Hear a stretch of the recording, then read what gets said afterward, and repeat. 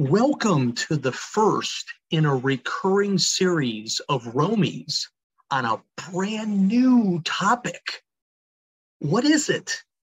One-room schoolhouses. Yep. Okay, so maybe you're not old enough to remember Little House on the Prairie, right? Or maybe you live in the big city, an urban center. Perhaps you think all schools are the same size as the one you graduated from. Not so. For many years during America's westward expansion, American pioneers carved entire settlements, towns, and squares right out of the forbidding wilderness. Did you know Ohio, where this series begins right now, is known as the Buckeye State?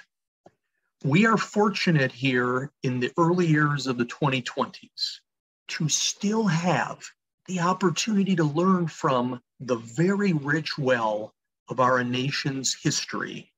And this series of Roamies is dedicated to these pioneers, to the schoolmasters and marms who were servant leaders to their villages, small towns, and outposts on the prairies of a burgeoning American Midwest. And of course, to you. So who am I talking about? You, the micro-traveler. You, the parents who want to rediscover what your forebears, your ancestors left for you to learn from as you explore how to customize the educational journey for your 21st century household. For you, the ambitious and curious citizen for whom traveling is the means to an end. And you, the student, young person, you might have heard of, maybe seen on a classic TV show on your favorite streaming service, or maybe you've already studied late 19th, early 20th century American history, or maybe at a college university, that one-room schoolhouses were very, very prominent in this era.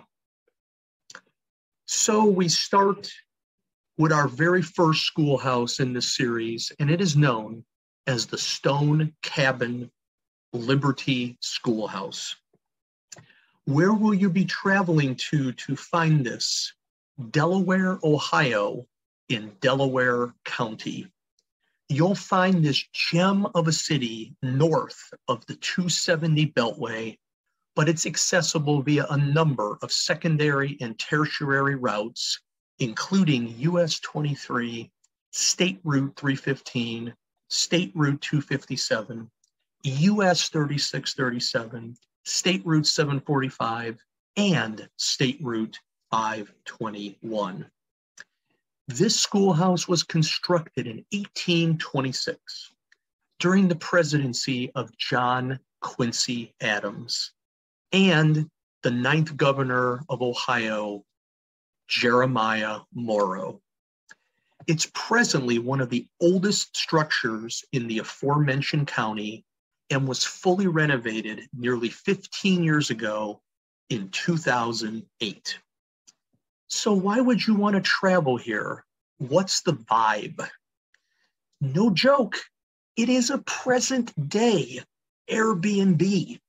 So go check out Airbnb. The renovation was clearly a success because the gig sharing economy of the 2020s has monetized it and made it available for you if you want to stay overnight or longer. So on that topic, how long would I recommend you stay?